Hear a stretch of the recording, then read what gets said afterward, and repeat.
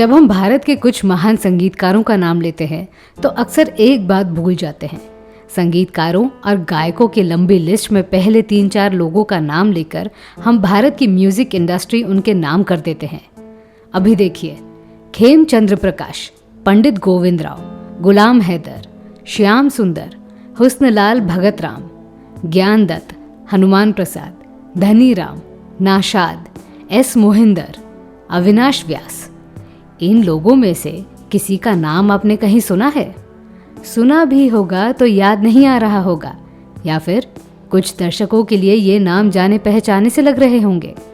पर OP Nayyar, Khayyam, Naushad, LP, SJ, Sachin Pancham जैसे बेजोड़ संगीतकारों की वजह से उन भूले बिसरे संगीतकारों को दर्शकों के दिल में ज्यादा जगह मिली नहीं।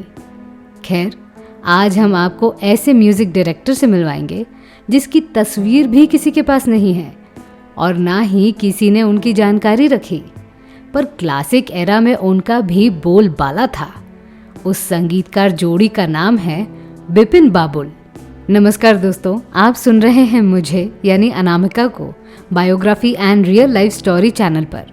किसी के पास बिपिन बाबुल की कोई तस्वीर हो तो हमें कमेंट बॉक्स में ज़रूर बताइए। इस वीडियो में हम उनकी कुछ दुर्लभ जानकारी साझा करने वाले हैं। बिपिन और बाबुल, वे दोनों शुरुआती दिनों में मदन मोहन के असिस्टेंट हुआ करते थे। आवाज़ की दुनिया में बाबुल का नाम मशहूर था। गायक बनने से पहले बाबुल लखनऊ के मॉरिस म्यूजिक स्कूल में थे। वहाँ से ट्रेनिंग लेने के बाद वे लाहौर बस गए। आज़ादी के पहले वे लाहौर रेडियो में ही सक्रिय थे और लाहौर तथा पंजाब में बनने वाली फिल्मों में अपनी आवाज़ देते थे। उन्हें बाकी गायकों की तरह नामी हस्ती बनना था, पर भारत का विभाजन हुआ और उनका सपना अधूरा रह गया।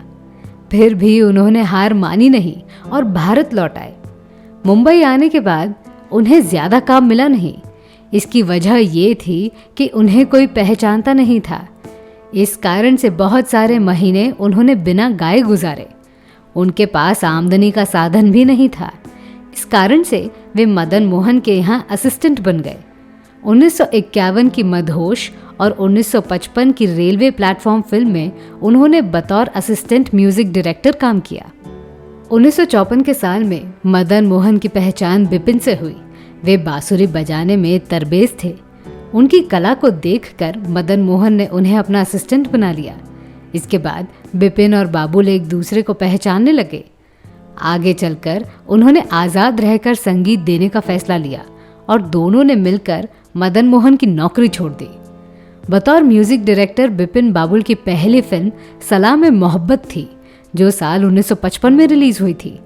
उसके अगले साल सुल्ताना डाकू और बादल और बिजली, इन 2 फिल्मों में भी उन्होंने संगीत दिया। इन तीनों फिल्मों ने ज्यादा जादू बखेरा नहीं, पर बाकी फिल्मकारों ने उन्हें नोटिस करना शुरू किया था। 1958 में रिलीज हुई 24 घंटे, इस फिल्म के कारण बिपिन बाबुल को असली पहचान मिली। उस दौर के बड़े गायक रफ़ी, आशा, शमशाद और तलत महमूद ने उस फिल्म में आवाज़ दी थी। खास रूप से मुकेश द्वारा गाया हुआ ये गीत, दुनिया मुझको पागल समझे या समझे आवारा, बहुत प्रचलित हुआ।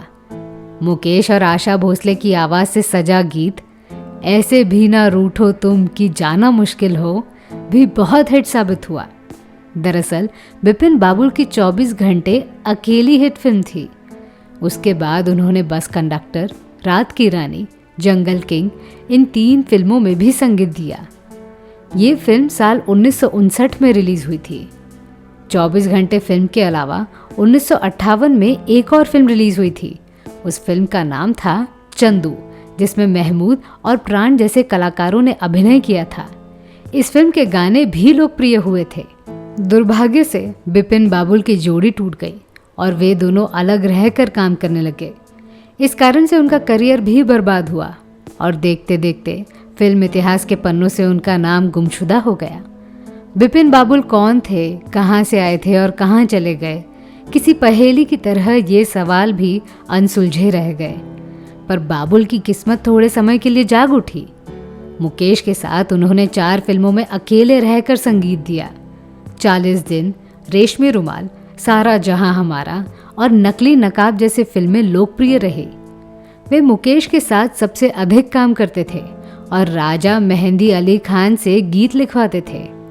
मैं दीवाना मस्ताना हो मुश्किल भेद मेरा पा जाना, गर्दिश में हो तारे ना घबराना प्यारे, फूलों से रंगीन जमीन है, कांटों का गम भी यही है। ये सभी गाने मुकेश ने बाबुल के लिए गाए थे। आप सोच रहे होंगे कि बाबुल से अलग होने के बाद बिपिन कहाँ चले गए। दरअसल बिपिन ने भी बिपिन दत्ता इस नाम के साथ काम करना जारी रखा था। इंटरनेट पर उनके नाम डायमंड किंग फिल्म है। अगर आप लोगों को अधिक जानकारी हो तो हमें कमेंट बॉक्स में ज़रूर बताइए। तो मैं थी आपकी अनामिका। मेरी सुनाई हुई कहानी आपको कैसी लगी ये हमें कमेंट सेक्शन में ज़रूर बताइएगा और हमारे channel biography and real life stories को सब्सक्राइब करना न भूलें। नमस्कार।